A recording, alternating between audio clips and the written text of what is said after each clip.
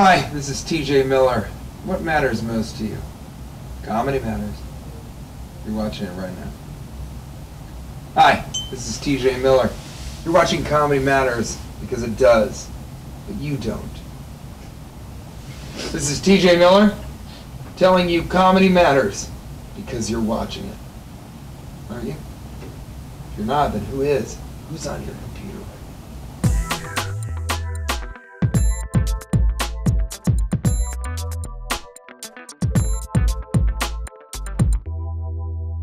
Hey, it's Jeffrey Gurian here for Comedy Matters TV, and I'm in the green room of the Gotham Comedy Club for the Access TV special, Gotham Comedy Live. And look who I'm here with. I'm here with TJ Miller. How are you, man? Great, man. What a lot of people who are watching don't know is that right before we went on camera, you had a huge fan blowing your hair back, and then you had me spray it with hairspray, and then we turned off the fan. You gave it away. You weren't supposed to say anything. It's a secret. I used to be in that show, Magic Revealed. Remember that one, Secrets of Magic? I was the masked magician. I wasn't the masked magician, but I was like a fluffer, you know, so before he'd come out, I do sleight of hand. You know what I'm saying? I'm talking about his dick. But I thought you were talking about hair, because every time I see you, your hair is different. It's either big and curly. This is a whole different look for you. I have a big, I'm a very successful voiceover artist, and so for every part, I kind of bring a different look to it. So in How to Train Your Dragon, I kind of wanted to have more Viking hair.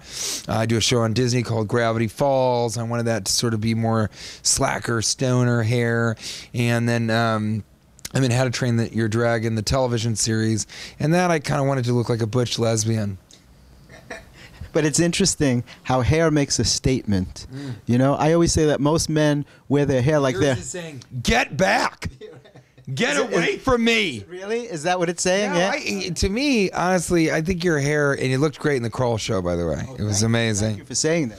And he's very funny in Nick Kroll's show. Nick Kroll is very not as funny as he is in his show, but Nick Kroll is still very funny. And yeah, I mean, it's very excited about that. By the way, I watched it, and it's more of your hair sort of says "come hither," you know, and it would use the word hither. Good. I'm glad to hear. Well, hither is a very popular word these days. It's coming back again. For me, using hither, it's nor hither or thither. It's hither and yon. Hither and yon. Right, Giannis exactly. Pappas. Giannis is on the show, as a matter of fact. Yeah, we got three great comics. One of them, I didn't even realize we worked together at the Laugh Factory quite a bit, but I'm always kind of coming in and doing my set and then running away. So I'm really excited about the line. Which comic was that? Oh, Bill Dawes, right? Yeah. He's an LA guy, right? Mm-hmm. Yeah, I know. He said our paths had crossed, I think maybe in Montreal. But I wanted to finish the thing about the hair. He literally said you guys were at a crossing of two paths in the middle of an open field, and you guys just crossed right past each other. And it was just a magical thing that occurred. Unbelievable. And we never thought it would... Serendipity, you know? Serendipity. It's like when your hair meets a bald eagle, you know? Absolutely. I don't think I can top that line, so I'm not going to even try. What I was saying before about hair, because hair fascinates me. Most men wear their hair like they're embarrassed for having any. That's true. You ever noticed that? It's almost like an apology. Like, I'm sorry I have hair, and I'll try and wear it in a way that you don't notice. You're absolutely right. And the guys, the bold statement with a lot of this kind of jockey frat guys is just a little bit of spike. Like that, if you spike that much of your hair, it's like, whoa, that guy's going out tonight. Yeah. That's what I think is always funny is their laid back look is like this, and then they're like, I'm going out tonight. Let's do this thing. Exactly. Let's do this thing. Exactly. But see, guys like me that have longer hair can use it as props. Well, that's it. Your hair, it makes a statement. I mean, for me, this is my brand. I just like it this way. But because I don't have courage to do what you do. What do you think my hair statement is? It's saying something to you. David, what is it saying? Saying? Are you thinking I'm David Ben Gurian? Yes. That's what do you think? Well, it's saying that you're very relaxed and laid back. It's a very kind of relaxed look, like, either like me for who I am or I don't give a fuck. Yeah, I haven't given a shit since 1993. It's kind of what it says. Yeah. It's saying like me for who I am or that's it, man. You know. And I think that's the front. On the back it'll say, hey girl, watch where you're walking because I just stepped in it. Does it feel like that or no? No, I don't get that vibe from it. I get like, a very relaxed kind of partying, kind of just like let's chill and hang out and have some fun. That's the kind of vibe that I'm getting. Because for me, my hair is kind of like, I like everything orderly, I have alphabetized all my DVDs. And when I have a buzz cut, that's me saying like, hey man, you want to get down to the steel drums? Come out the back, boy. That is excellent. Thank you. That is really excellent. You have done... Did you make this yourself? No, someone made it for me, but I have to fix it. It's peeling, isn't it? It sucks, right? I mean, it's... Comedy Matters. I should have a nicer thing, man. It's like my logo. It's the Comedy Matters. Well, here's what it is. Here's what it is. You're saying comedy matters. That's all that matters to you. Microphones don't matter. You know what I mean? Right. Excessive scarf use doesn't matter. Jeffrey, you're a scarf pioneer. How long have you been scarfing? Oh man, for so many years. I think I could be one of the first. I didn't invent scarves, but I've been using them for probably 20 years. I'm wearing scarves. You didn't invent scarves, but you insulted the guy who did. I did, exactly. You said, "Hey, I'll show you how to wear it." Right. There are times when I go out wearing 3 scarves, Is that true? I will admit to that. Yeah, And do you I wear share like other- one for warmth, one for style. One always stays on my coat. Really? Then one I just wear like this, and then I do one for warmth on top of it. So I wound up with 3 scarves. Can I say, do you shed other pieces of clothing because you've made up for it in scarves? Because when I wear 4 or 5 scarves, I'll just I won't need a blazer or a sweater.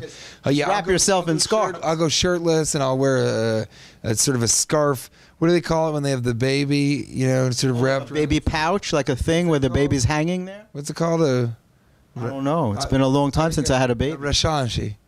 It's definitely not it. No, it's definitely not. Shaji? Rashanshi. really? It's definitely not it. I just made it up. Yeah. Use that word anyway. It's cool. Rashanshi. I wear it with scarf as like unders. Yeah. So I'll kind of put that under and kind of scarf up my balls and my wisties. Yeah. And then, which is the word that I use for penis. And then I'll sort of tie it up, tie that to this, so I kind of look like a felt, like submissive gimp for a dominatrix. It's like something It's that much softer. that Gandhi might wear if he was into style. It's pronounced Ragande. Ragandi. Yeah, Man, you've done 12 movies in 3 years. Am I correct?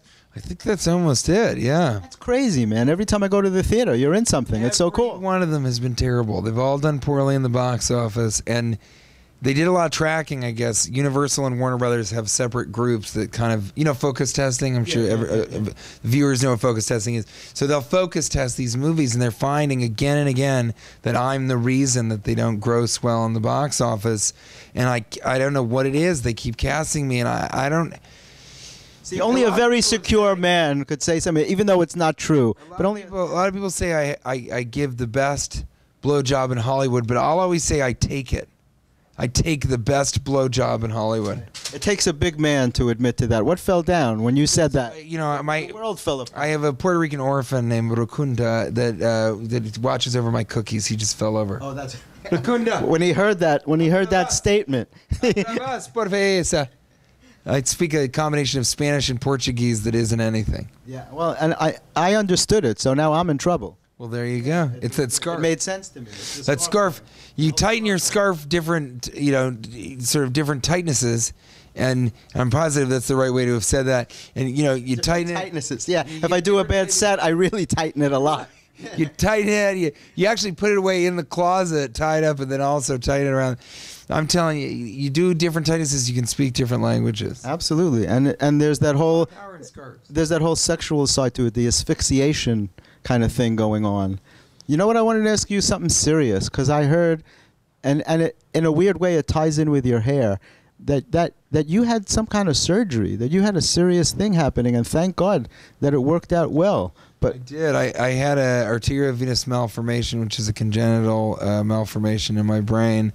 And it makes me sort of, when I hear the word asphyxiation, I try and come up with some sort of wordplay for it. Is it an asterisk? And I cycle through those on, for maybe sometimes minutes, hours afterwards. Later tonight, I'll sort of wake up and I'll be like, did you say asphyxiation?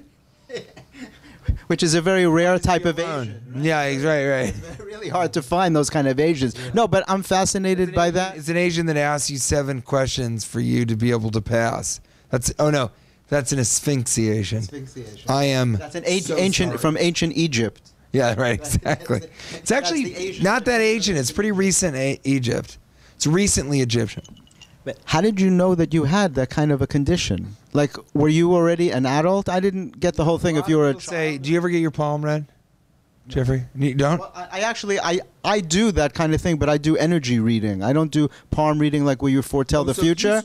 I do like chakra stuff. Oh, I see. And I look at people's palms and I read their energy. But what does that have to do with that?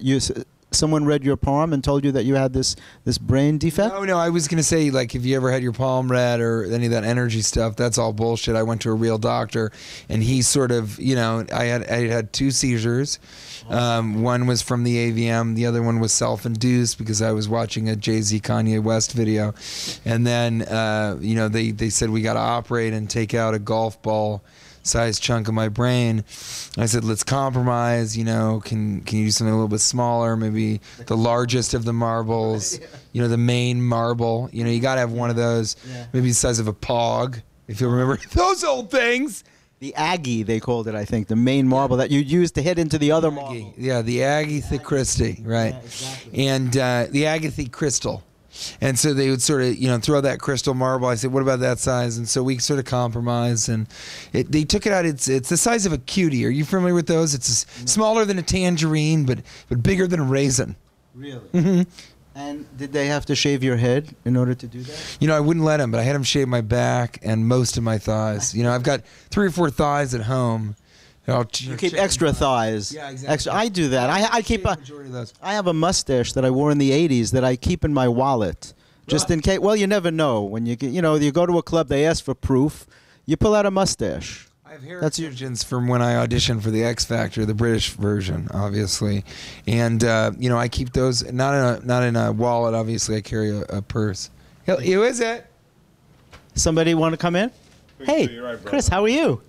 Good. It's Chris Mazzilli. Chris, come and say hi. Owner of Gotham. This is the man. This is Chris Mazzilli. The man who makes it's Gotham Live. Gotham Comedy Live. Gotham Comedy Live. And then you've got one more shot to sort of mix up those words to make another television show. So will that be Live Gotham Comedy? Maybe. Or Comedy Gotham Live? We're going through all the versions. We'll let you know when we come up with the right name. Eventually it'll be Man Goth Live Comedy. Exactly. This is the classiest man in the comedy world, Chris Mazzilli. Thanks, pal. I'll let you guys Good to see you, man. Okay. Thanks. Thank you for the cookies, Chris. Seriously. Ah! I didn't even see it. It's in my rider to get a box of real cookies. pinata or a hand-drawn picture of a pinata. And so they oblige. Look at that. He's not kidding. And then usually I get a terrible turkey sandwich, but I took that out of my rider and I said whatever food is most famous in the region. It turns out that's prepackaged M&Ms and Pellegrino. New York, Who knew? New York, right? The large apple, the city that rarely sleeps. Jeff, we should go see a music play on Broad Street. Let's do it. And tomorrow is going to be a snowstorm anyway, so we got all the time in the world. Maybe we'll get snowed in and they'll do an encore performance free of charge. How wild would that be? 2 scarf performance. Yeah, exactly. And an opportunity to win another scarf. We'll have a raffle. Do you have a scarf small enough to sort of embed in another scarf? Because I'd love you to be able to take off a scarf and be like, oh, I got to get this scarf off and this one. I usually carry like in my handkerchief pocket of my suit. I wear another suit in there.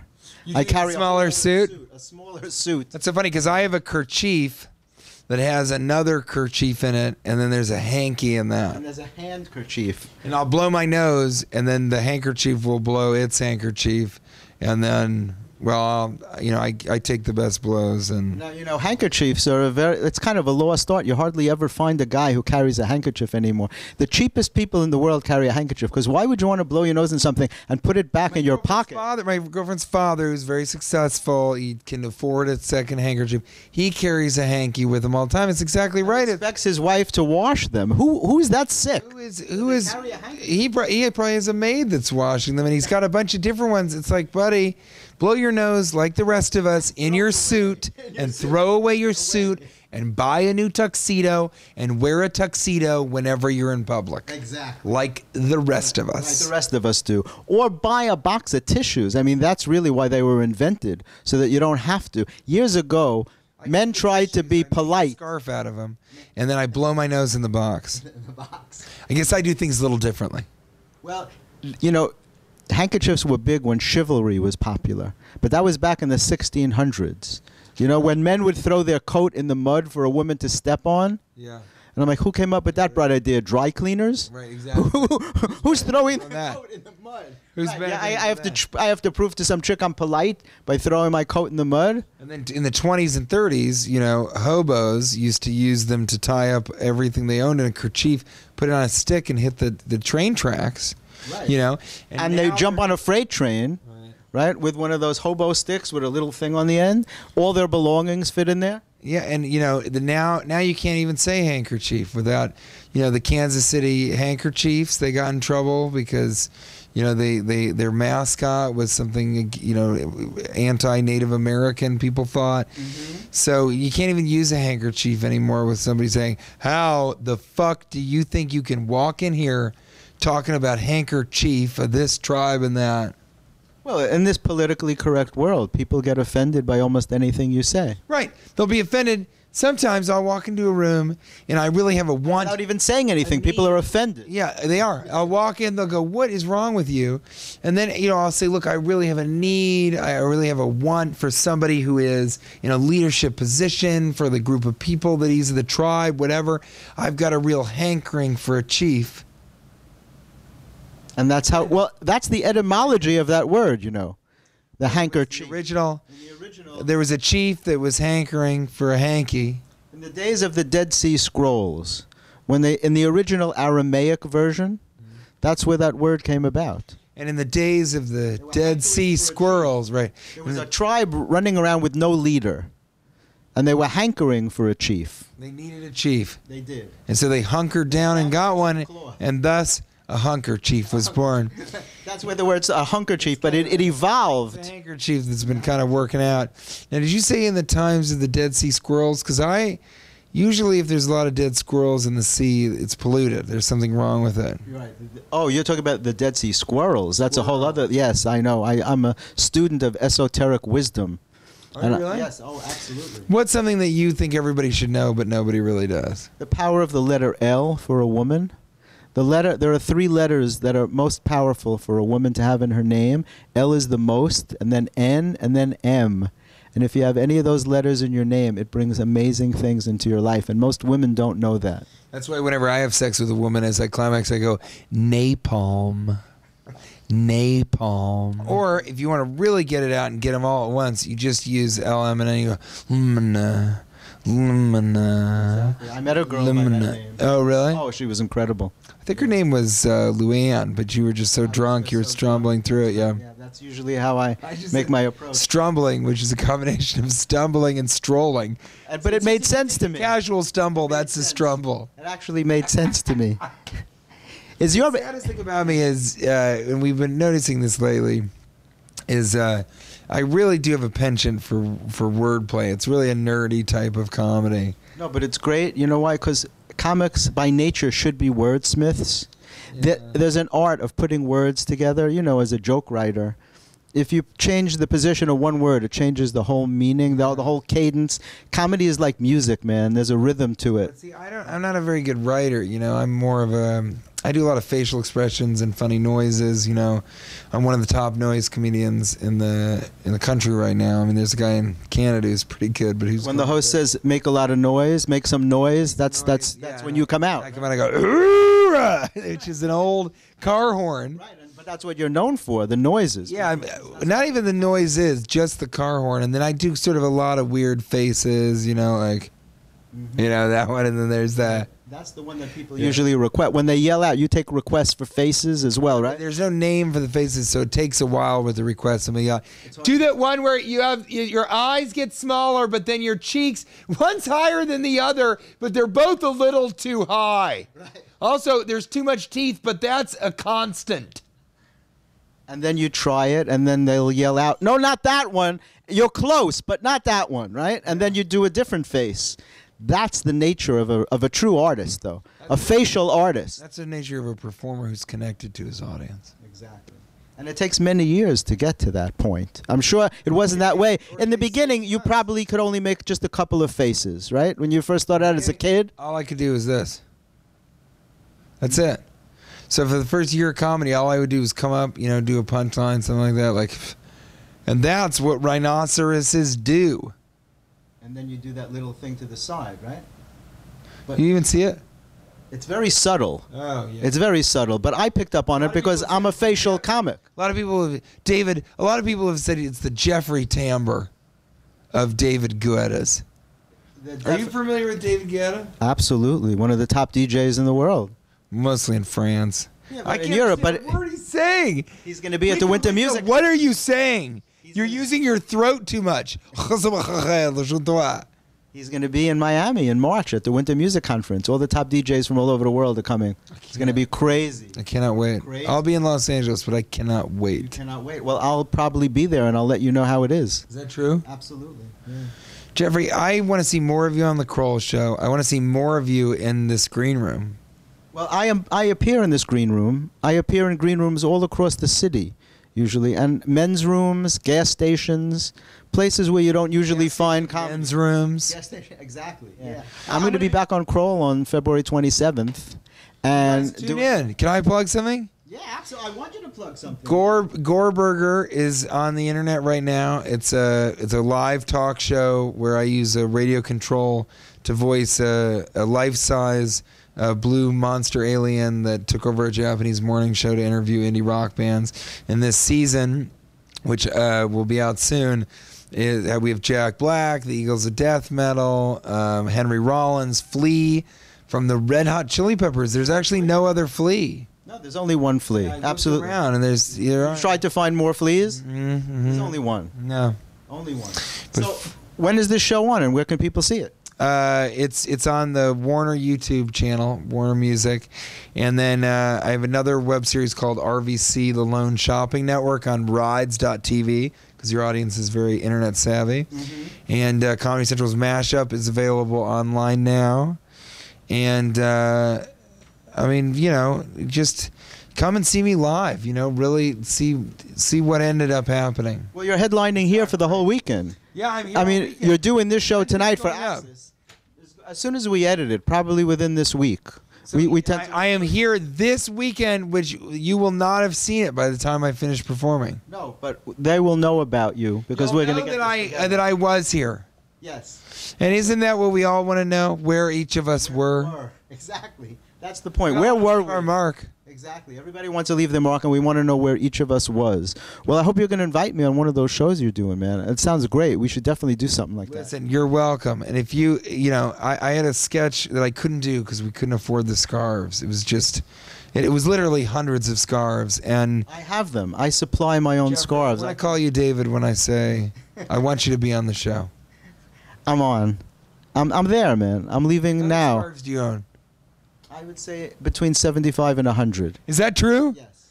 It's weird that you ballpark it with the 25 scarf Leeway. range. I give myself a leeway because some scarves are maybe outdated. I like to give myself a little, you know, range of error. What's that called?